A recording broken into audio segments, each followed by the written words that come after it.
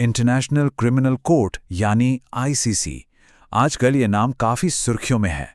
और वजह वजह है एक ऐसा फैसला, एक ऐसा कदम जिसने दुनिया के सबसे बड़े कोर्ट की बुनियाद को हिला कर रख दिया है। तो सवाल ये है कि क्या ये सच में न्याय का मंदिर है या सिर्फ एक राजनीतिक हथियार। चलिए आज इसी बड़ी पहेली को सुलझाने की कोशिश करते हैं।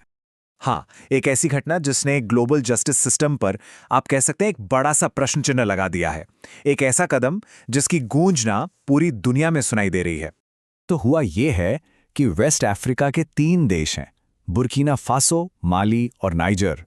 इन तीनों ने एक साथ मिलकर इंटरनेशनल क्रिमिनल कोर्ट को छोड़ने का ऐलान कर दिया है। अब ये सिर्फ एक मेंबरशिप कैंसिल करना नहीं है, बिल्कुल नहीं। ये एक बहुत ही पावरफुल पॉलिटिकल स्टेटमेंट है। और उनका आरोप वो बिल्कुल सीधा और बेहद गंभीर है। उन्होंने आईसीसी को कहा है कि ये साम्राज्यवादी ताकतों द्वारा नियंत्रित नव औपनिवेशिक दमन का एक उपकरण है। थोड़ा भारी शब्द है ना। इसका सीधा सा मतलब ये है कि ये कोर्ट उनके हिसाब से न्याय के लिए नहीं बल्कि पश्चिमी देशों के हितों के लिए काम करती है। एक बहुत बड़ा इल्जाम है ये। तो यहाँ पर एक बहुत बड़ा सवाल खड़ा होता है, क्या दुनिया की सबसे बड़ी क्रिमिनल कोर्ट द आईसीसी सच में न्याय दे रही है या फिर वो एक बहुत गहरे भरोसे के संकट का सामना कर रही है। इसी सवाल का जवाब हम आज ढूंढेंगे। लेकिन देखिए, इन गंभीर आरोपों की तह तक जाने से पहले ये समझना जरूरी है कि आखिर ये आईसीसी है क्या, इसे बनाया क्यों गया था। तो इंटरनेशनल क्रिमिनल कोर्ट यानी आईसीसी, इसका हेडक्वार्टर नीदरलैंड्स के द हेग शहर में है। ये एक स्थायी अदालत है। इसका काम है इंसानियत के खिलाफ होने वाले सबसे गंभीर अपराधों पर केस चलाना। लेकिन इस नेक विचार, इस ग्रेट आइडिया की बुनियाद में आज 4 ऐसी बड़ी दरारें हैं जो इसकी पूरी इमारत को खतरे में डाल रही हैं। चलिए एक एक करके इन दरारों को देखते हैं। सबसे पहला और शायद सबसे बड़ा मुद्दा वो है पक्षपात का आरोप। ये एक ऐसी धारणा है जो लगातार आईसीसी को कमजोर करती रही है। क्रिटिक्स का कहना है कि ये जो अदालत है ना, ये पश्चिमी हितों को पूरा करती है और वो इस बात की तरफ इशारा करते हैं कि आईसीसी ने जितनी भी जांचें या मुकदमे किए हैं उनमें से ज़्यादातर अफ्रीकी देशों में हुए हैं, जबकि जो पावरफुल देश हैं उनके आरोपों को अक्सर नज़रअंदाज कर दिया जाता है। कहते हैं ना कि न्याय अंधा होना चाहिए, लेकिन यहाँ बहुत से लोगों को लगता है कि आईसीसी की आंखें सिलेक्टिवली देखती हैं, बस चुनी हुई चीज़ें। अब आते हैं दूसरे मुद्दे पर, इसका लिमिटेड जुरिस्डिक्शन यानी इसका सीमित अधिकार क्षेत्र। और ये एक बहुत बड़ी प्रैक्टिकल प्रॉब्लम है। देखिए, दुनिया के सबसे पावरफुल देश अमेरिका, चीन, रूस, यहाँ तक कि भारत भी इस कोर्ट का हिस्सा नहीं है। इसका सीधा सा मतलब क्या हुआ? मतलब ये कि आईसीसी का कंट्रोल दुनिया के एक बहुत बड़े हिस्से पर है ही नहीं। ये एक ऐसी वर्ल्ड कोर्ट है जो पूरी दुनिया पर लागू ही नहीं होती। तीसरा मुद्दा है पॉलिटिकल रेजिस्टेंस यानी राजनीतिक विरोध। देखिए, ये अदालत सिर्फ कानून पर नहीं चलती, इससे पॉलिटिक्स की दुनिया में काम करना पड़ता है और बस यहीं से सारी मुश्किलें शुरू होती हैं। होता यह है कि कई देश इस कोर्ट के साथ सहयोग करने से साफ मना कर देते हैं।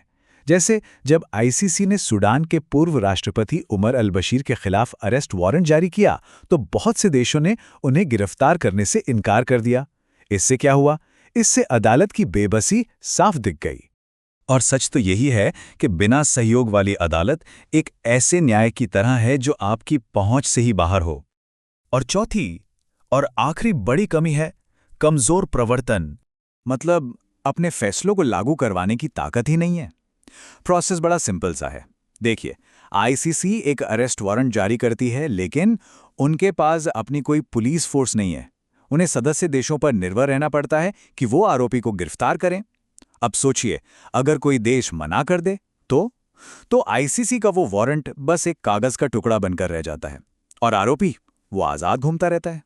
तो अब इतनी सारी चुनौतियां सुनने के बाद मन में सवाल तो उठता ही है कि भाई, इस अदालत को बनाया ही क्यों गया था? आखिर इसके पीछे का मकसद क्या था? इसके पीछे एक लंबा इतिहास है। देखिए, सेकेंड वर्ल्ड वॉर के बाद से ही एक स्थायी अंतर्राष्ट्रीय आपराधिक अदालत की मांग उठ रही थी। कई दशकों तक बहस चली और आखिरकार 1998 में रोम संविधि को अपनाया गया और फिर 2002 में आईसीसी ने ऑफिशियली अपना काम शुरू किया। यहाँ एक बहुत जरूरी बात समझने वाली है। आईसीसी देशों पर नहीं बल्कि इंडिविजुअल्स पर यानी व्यक्तियों पर मुकदमा चलाती है। और किन मामलों में? नरसंहार, मानवता के खिलाफ अपराध, युद्ध अपराध और आक्रामकता के अपराध जैसे संगीन मामलों में।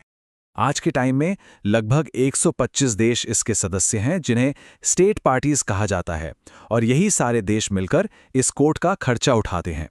तो अब इन सारी बातों को अगर हम एक साथ जोड़कर देखें तो हम आईसीसी के केंद्र में मौजूद एक बुनियादी संघर्ष पर पहुंचते हैं, और वो संघर्ष है न्याय बनाम शक्ति। ये आप समझ लीजिए दो ताकतों की कहानी है।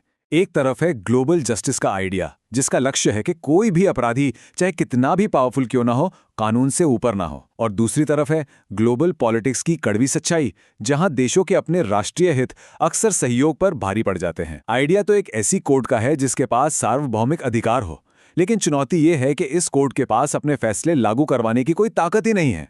और आखिर में हम फिर से उसी सवाल पर आ जाते हैं, क्या इंटरनेशनल क्रिमिनल कोर्ट अपने बड़े बड़े आदर्शों और जमीन की कठोर राजनीतिक सच्चाइयों के बीच कोई रास्ता निकाल पाएगा?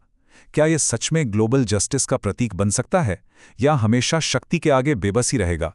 ये एक ऐसा सवाल है जिसका जवाब आने वाला वक्त ही देगा। अगर ये वीडियो आपको पसंद आया हो तो लाइक जरूर करें, शेयर करें उन दोस्तों के साथ जिन्हें यूपीएससी, लॉ या जनरल नॉलेज की तैयारी करनी है। और हाँ, सब्सक्राइब करें। आप अपने सुझाव या सवाल नीचे कमेंट में लिख सकते हैं। यूपीएससी एंड कॉम्पिटिटिव एग्जाम की गाइडेंस या मेंटरशिप के लिए संपर्क करें। Our contact information is given in description. धन्यवाद। मैं हूं कृणाल ठाकुर। मिलते हैं अगले भाग में। जय हिंद।